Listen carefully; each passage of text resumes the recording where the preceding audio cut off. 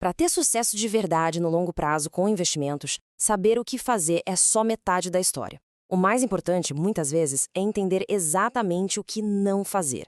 Então, o que vamos fazer aqui é traçar um mapa. O mapa das armadilhas mais comuns, não importa se a economia está em alta ou em baixo. E para a gente começar, um número que, olha, assusta. Estima-se que 97% dos traders perdem dinheiro. 97%.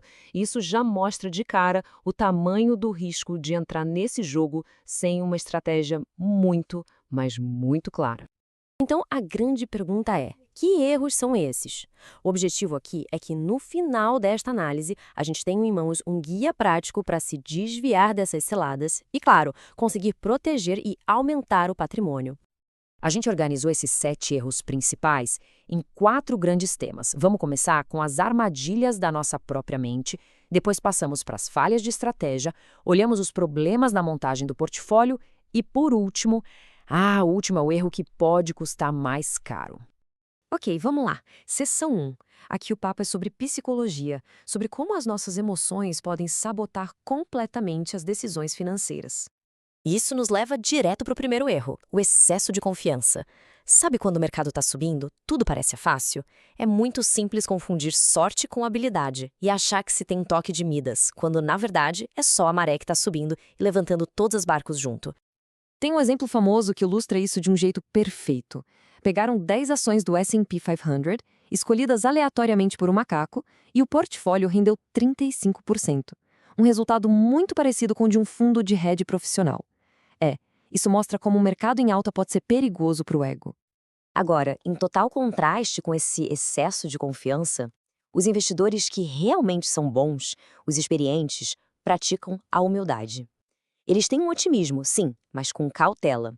Eles reconhecem que não sabem de tudo e, principalmente, estão sempre esperando pelo inesperado. O segundo erro psicológico é a impaciência. Aquela ansiedade por um ganho rápido, sabe? Isso leva a decisões totalmente impulsivas, como se livrar de um ativo excelente só porque ele não subiu nas últimas semanas para correr atrás da próxima grande oportunidade. E o antídoto para a impaciência é simples, mas não é fácil. Pensar no longo prazo. O tempo é o maior aliado de um portfólio bem montado. A estratégia é essa: planejar agora, segurar a onda por anos e deixar a mágica dos juros compostos acontecer.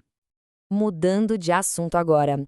Na segunda sessão, o foco sai um pouco da mente e vai pro método. Vamos falar de erros básicos na estratégia de investimento.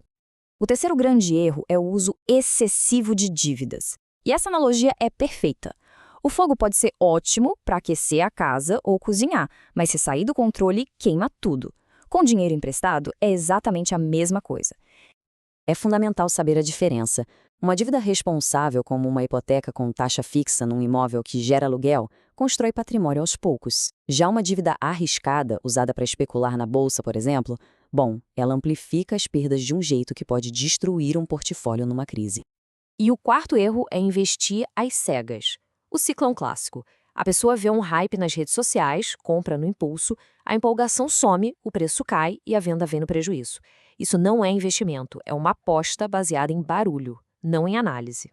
Chegamos na terceira parte dos erros, que agora são sobre problemas na estrutura, na fundação do portfólio. O quinto erro, falta de diversificação. O autor do material original até conta que, no começo, ele estava 100% investido em imóveis, ou seja, todos os ovos na mesma cesta. Deu certo por um tempo, mas o risco era gigantesco. Uma crise no setor imobiliário poderia ter sido devastadora. E qual a solução? Espalhar os investimentos. Ter uma mistura de fundos de índice, títulos do governo, imóveis e um pouco de caixa, outras classes de ativos, isso oferece proteção nas quedas e busca retornos mais seguros e consistentes com o tempo. O sexto erro é o exato oposto de ser muito arriscado. É ser seguro até demais. É sobre manter uma quantidade excessiva de dinheiro em caixa, muito além daquele fundo de emergência de 3 a 6 meses. Dinheiro parado perde valor de 2 maneiras. Primeiro, a inflação vai comendo o poder de compra, ano após ano. Segundo, e talvez o mais doloroso, é o custo de oportunidade, todo o ganho potencial que se deixa na mesa por não estar investido. E agora chegamos à seção final, que trata do erro que talvez seja o mais destrutivo de todos: o verdadeiro pecado capital do investidor. O sétimo e último erro é vender em pânico. É aquela hora que a pessoa vê o portfólio todo no vermelho e cede ao medo, ao impulso de vender tudo. É uma decisão puramente emocional que, olha, quase sempre transforma uma perda temporária em uma perda permanente. Para lutar contra esse impulso, existe uma regra bem simples. Se os fundamentos do ativo continuam sólidos e a decisão de vender vem só do medo, a melhor coisa a fazer, na maioria das vezes, é não fazer nada. A abordagem racional é se fazer as perguntas certas. Perguntas que ajudam a separar a emoção dos fatos, a analisar o investimento pela sua qualidade e não só pelo preço que aparece na tela naquele momento. E isso tudo nos leva a uma pergunta final, que é um teste de fogo para autoavaliação. Se meus investimentos não estivessem na minha carteira hoje, eu os compraria pelo preço atual? Se a resposta for não, talvez seja a hora de reavaliar por que eles ainda estão lá. É uma ferramenta incrível para testar a própria convicção. Resumindo, a grande lição é esta: o sucesso no longo prazo não vem de tentar adivinhar o mercado, mas sim de sistematicamente evitar os erros que derrubam a maioria das pessoas.